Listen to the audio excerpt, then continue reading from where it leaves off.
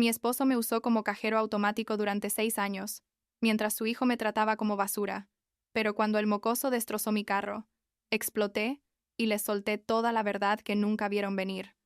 Tengo 35 años, trabajo en consultoría financiera, y hasta hace como 1 año y medio estaba casada con un hombre que básicamente me usó como cajero automático durante 6 años, mientras su hijo me trataba como si yo fuera la peor persona del mundo.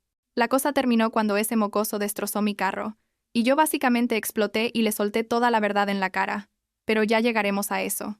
Supongo que debería empezar desde el principio, cuando conocí a Jonathan en un evento de networking hace ya casi 8 años, cuando él tenía 41 y yo 27, y me pareció encantador, ya sabes, ese tipo de hombre maduro y establecido que parecía tener su vida en orden. Lo que no sabía era que lo de establecido era pura fachada, pero bueno, eso lo descubrí después. Jonathan era viudo. Su esposa había fallecido como 2 años antes de que nos conociéramos, y tenía un hijo, Brandon, que en ese momento debía tener unos 13 o 14 años, no recuerdo exactamente. Al principio todo parecía ir bien entre Jonathan y yo, o sea, las conversaciones fluían, teníamos cosas en común, y él parecía un padre dedicado que estaba haciendo lo mejor que podía con un adolescente que acababa de perder a su madre. Yo lo entendía, tipo, no esperaba que las cosas fueran fáciles con un chico atravesando el duelo y la pubertad al mismo tiempo, pero honestamente pensé que con el tiempo las cosas mejorarían. Spoiler alert, no mejoraron. De hecho, empeoraron muchísimo. Pero en ese momento yo era optimista y pensaba que podríamos ser una familia funcional eventualmente. Desde el primer día, Brandon me dejó clarísimo que yo no era bienvenida en su vida. No fue algo sutil tampoco. El niño literalmente me ignoraba cuando yo le hablaba. Se iba del cuarto cuando yo entraba, y si Jonathan le pedía que fuera educado conmigo, él decía algo como, «No es mi mamá, y nunca lo será», y se largaba dando un portazo. Jonathan siempre me decía que solo necesitaba tiempo, que estaba procesando la pérdida de su madre, que no era personal, y yo me lo tragaba todo porque, la verdad, me sentía mal por el chico. Había perdido a su mamá, ¿me explicó? No iba a ser yo la villana que exigía respeto cuando el pobre estaba sufriendo. Así que aguanté, y aguanté, y aguanté, pensando que algún día las cosas cambiarían. Mirando hacia atrás, debí haber visto las señales de advertencia, no solo con Brandon, sino con Jonathan también. Pero cuando estás enamorada tipo que ignoras cosas que deberían ser obvias. Nos casamos después de 2 años de estar saliendo. Una ceremonia pequeña porque Jonathan decía que no quería algo muy elaborado dado que era su segundo matrimonio. Y honestamente a mí me parecía bien. Brandon no fue al wedding. Se quedó en casa de un amigo ese fin de semana. Y Jonathan lo justificó diciendo que era demasiado para él emocionalmente. Y yo otra vez lo acepté porque, bueno, ¿qué más podía hacer? Ya estábamos casados. Yo me mudé oficialmente a la casa que Jonathan rentaba con Brandon, y básicamente empezó esta nueva etapa donde yo intentaba ser una buena esposa y una figura materna, o al menos una adulta responsable en la vida de Brandon, mientras el chico me seguía tratando como si yo fuera invisible o peor. Pero lo que realmente cambió todo fue cuando el negocio de Jonathan empezó a irse al caño como al año de habernos casado. Jonathan tenía una especie de consultoría de marketing digital, algo así. Nunca entendí exactamente qué hacía, pero supuestamente le iba bien. Resulta que no le iba nada bien. De hecho, estaba perdiendo clientes a velocidad récord porque, y esto lo supe después, básicamente no sabía adaptarse a las nuevas tendencias y plataformas, y los clientes se cansaron de pagarle por estrategias obsoletas. La cosa es que empezó a perder dinero. Luego perdió más dinero, tratando de salvar el negocio. Y al final, tuvo que cerrar todo completamente. Y ahí fue donde yo, como la idiota que era, dije, no te preocupes, cariño, yo te apoyo, vamos a salir de esta juntos. Y básicamente me convertí en la única fuente de ingresos de la familia. Él decía que iba a buscar trabajo, que solo necesitaba un tiempo para reorganizarse, que pronto todo volvería a la normalidad, y yo le creía porque lo amaba, y pensaba que así funcionaban los matrimonios, ya sabes, en las buenas y en las malas, y toda esa cosa. Excepto que, un tiempo se convirtió en 3 años. 3 años completos donde yo trabajaba como loca, hacía horas extras cuando podía, y básicamente pagaba absolutamente todo en esa casa. La renta, los servicios, la comida, la gasolina, todo lo de Brandon, incluyendo su matrícula universitaria, cuando cumplió 18 y entró a la universidad local. Y ni siquiera estoy exagerando cuando digo todo, Tipo, yo pagaba hasta el internet y el Netflix que él y Brandon usaban para ver sus series.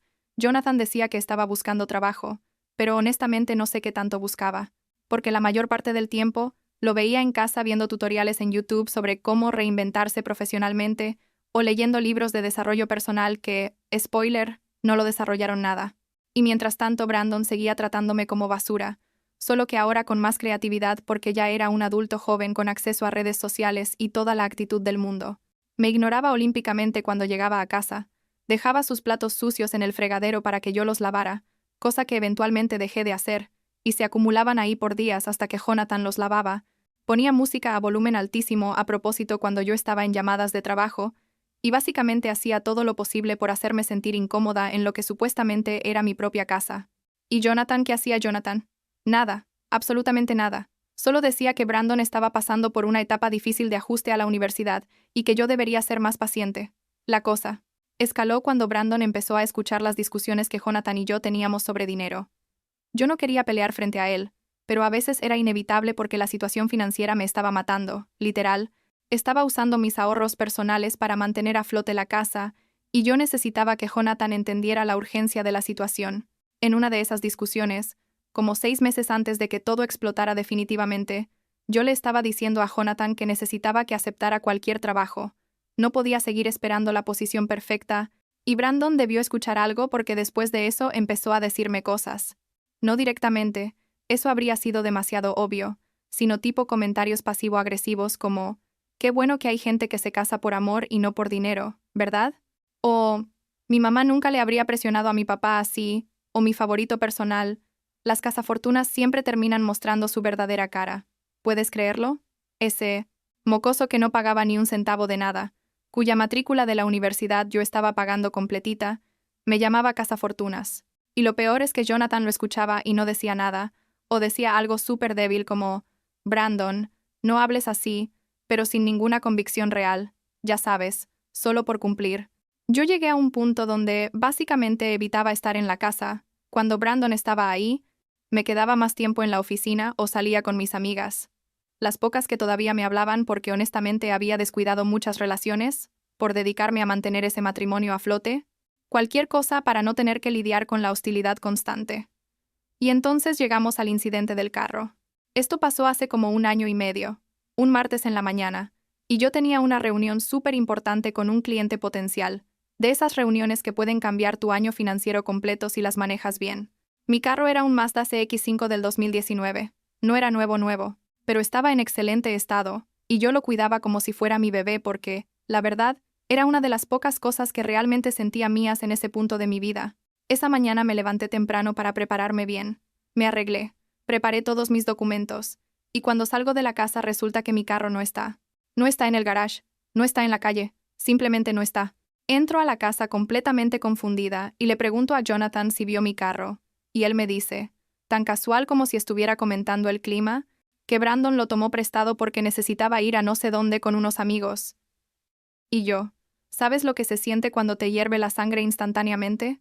Pues así me sentí. Le dije a Jonathan que Brandon no tenía permiso de usar mi carro, que yo tenía una reunión importantísima, que necesitaba que lo llamara inmediatamente para que regresara.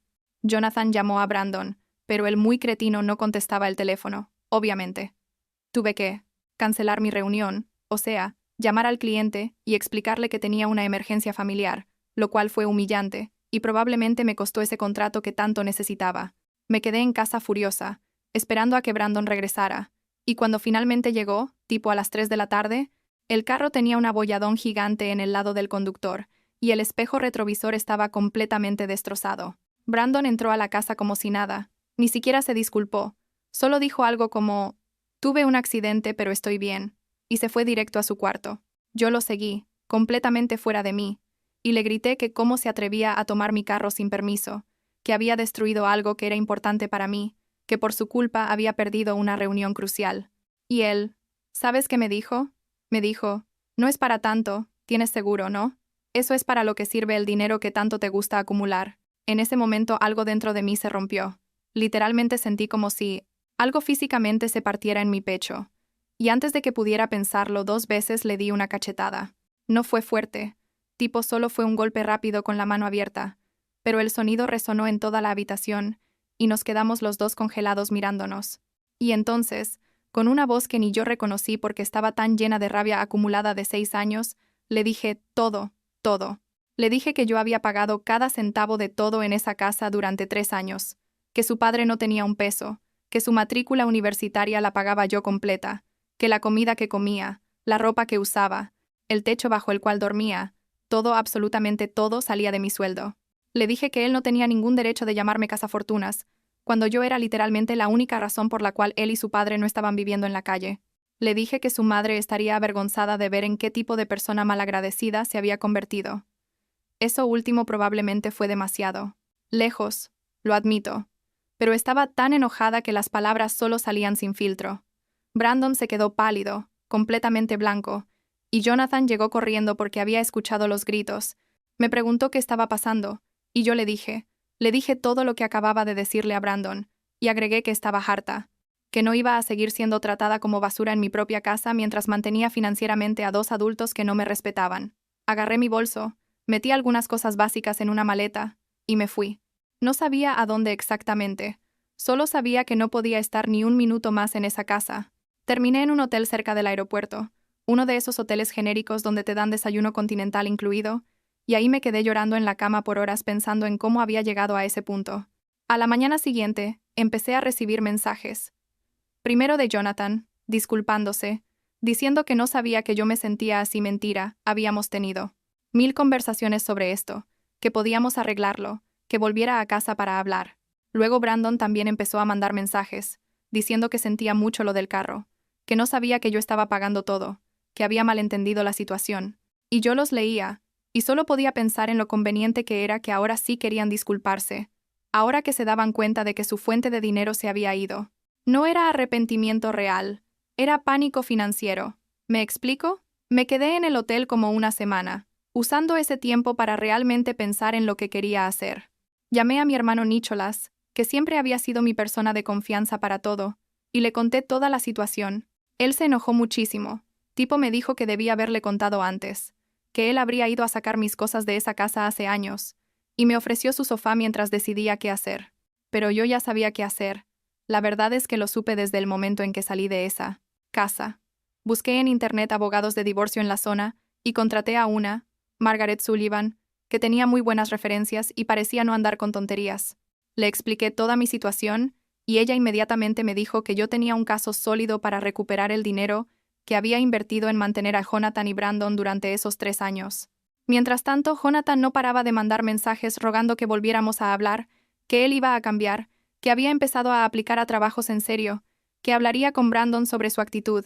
Yo decidí hacerle una prueba, tipo para confirmar lo que ya sospechaba.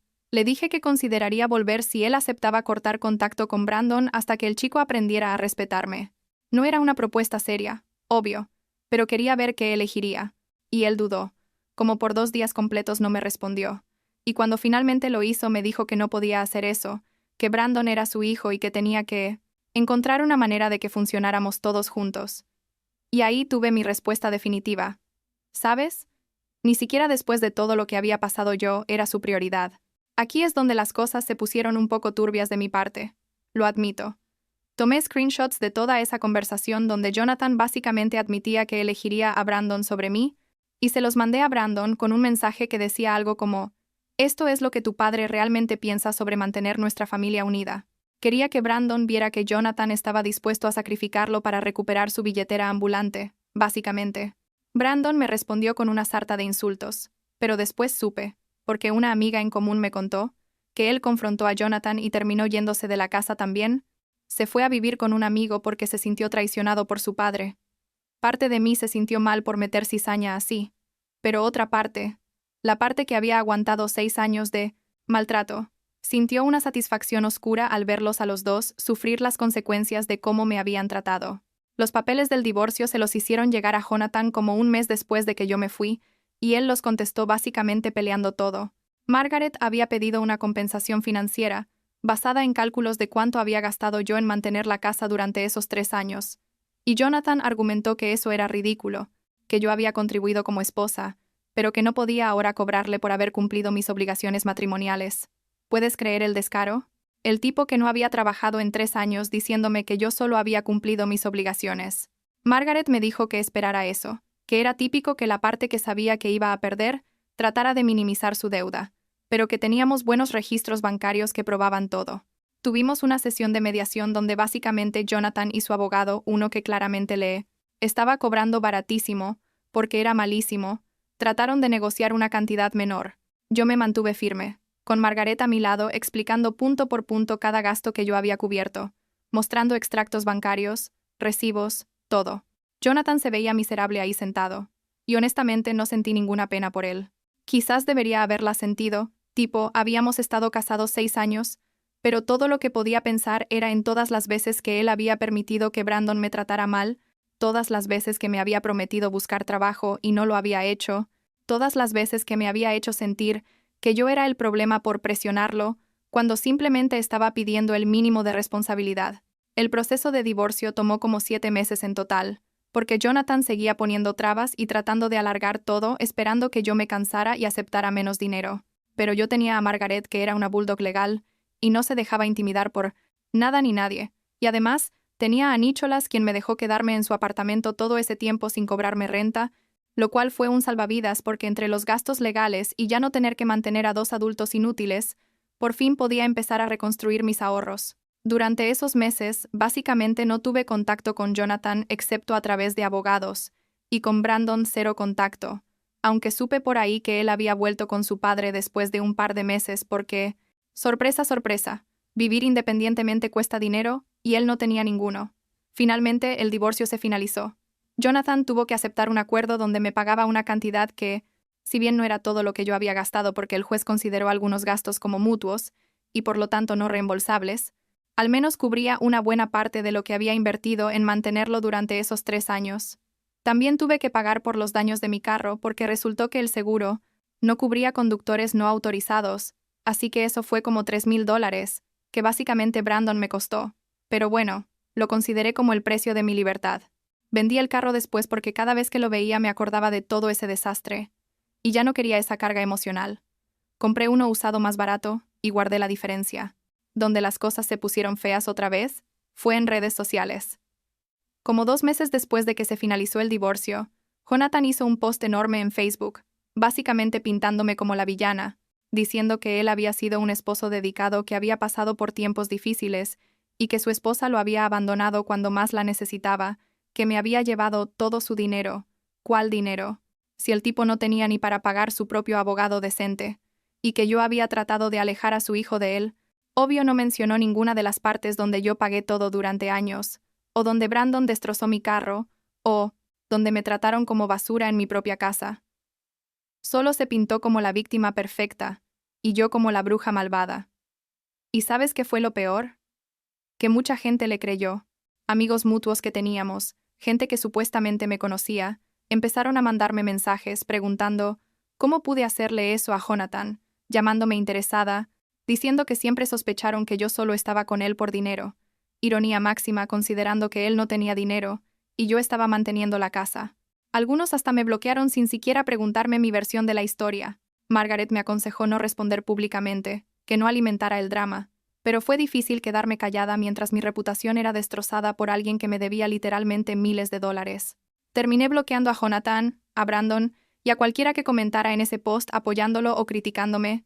Perdí varios amigos en el proceso, gente que prefirió creerle al hombre que se hacía la víctima en lugar de preguntarme a mí qué había pasado realmente. Pero también me di cuenta de quiénes eran mis verdaderos amigos, los que me apoyaron sin condiciones, los que me escucharon llorar por teléfono a las 2 de la mañana, cuando tenía crisis pensando que había malgastado 6 años de mi vida, los que me recordaban que yo no era la villana de esta historia por mucho que Jonathan intentara pintarme así. Avancemos a ahora, 1 año y medio después de todo ese desastre. Me mudé a mi propio apartamento, uno pequeño pero bonito, y estoy trabajando en reconstruir mi vida. He vuelto a invertir tiempo en mis hobbies que había abandonado, tipo volver al gimnasio y retomar clases de cerámica que solía tomar antes de casarme. También estoy yendo a terapia porque, la verdad, 6 años de ser tratada como un cajero automático mientras eres emocionalmente abusada deja secuelas, y necesitaba procesar todo eso con ayuda profesional.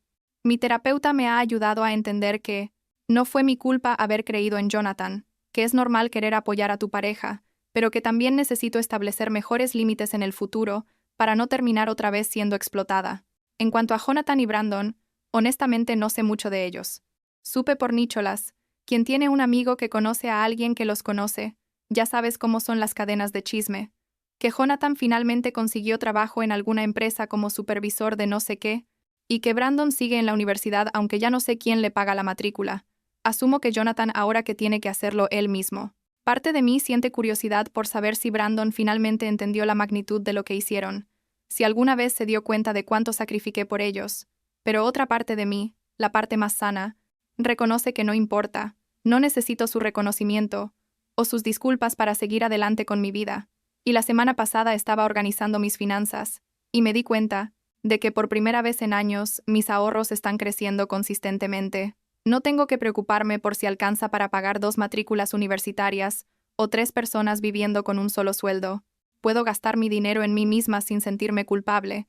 Puedo planear vacaciones sin tener que calcular si dejo suficiente para que otros sobrevivan mientras no estoy. Estoy planeando un viaje a Grecia para el próximo verano. Algo que siempre quise hacer pero nunca pude porque no era el momento adecuado, o había gastos más importantes. Bueno, ahora el momento es adecuado y el gasto más importante soy yo misma. ¿Arrepiento algo de cómo manejé la situación?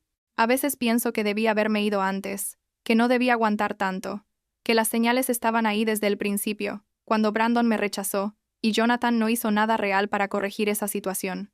Pero también entiendo que estaba tratando de hacer que las cosas funcionaran, que creía en el matrimonio y en tratando con cientos el matrimonio, la familia, y que eso no me hace estúpida o débil, solo me hace humana. Y en cuanto a mandarle esos screenshots a Brandon, creando problemas entre él y Jonathan, no voy a mentir, a veces me siento mal por eso, porque técnicamente usé a un chico de 19 años para vengarme, pero otras veces pienso que él necesitaba ver quién era realmente su padre, necesitaba entender que las acciones tienen consecuencias. Lo que sí sé con certeza es que nunca más voy a permitir que alguien me trate como me trataron ellos. Nunca más voy a cargar financiera o emocionalmente a personas que no me valoran, que no me respetan, que solo me ven como un medio para un fin. Aprendí que el amor propio no es egoísmo, que establecer límites no es ser mala persona, y que a veces la mejor decisión que puedes tomar es alejarte de situaciones tóxicas sin importar cuánto tiempo hayas invertido en ellas. Mi terapeuta dice que este proceso es parte de reclamar mi narrativa, de dejar de ser la víctima, silenciosa y empezar a ser la protagonista de mi propia vida, y supongo que tiene razón, así que aquí estoy, en mi propio espacio, con mi propio dinero, tomando mis propias decisiones, y honestamente sintiéndome más en paz de lo que estuve en años. No fue fácil llegar aquí. Hubo muchas noches de llorar y dudar de mí misma, muchas veces donde pensé que tal vez debía darles otra oportunidad, pero finalmente estoy en un lugar donde puedo mirar hacia atrás y estar orgullosa de haber tenido el coraje de irme. Y si alguien está leyendo esto y se ve reflejado en mi historia, mi consejo es simple: no esperes 6 años como yo. Si alguien te está usando, si alguien te falta al respeto constantemente, si sientes que estás dando todo y no recibes ni lo mínimo de vuelta, vete. No es tu trabajo arreglar a nadie, no es tu responsabilidad mantener a adultos que pueden y deberían mantenerse a sí mismos, y definitivamente no tienes que aguantar maltrato de ningún tipo solo porque amas a alguien o porque invertiste tiempo en una relación. Te lo mereces mejor. Todos nos lo merecemos.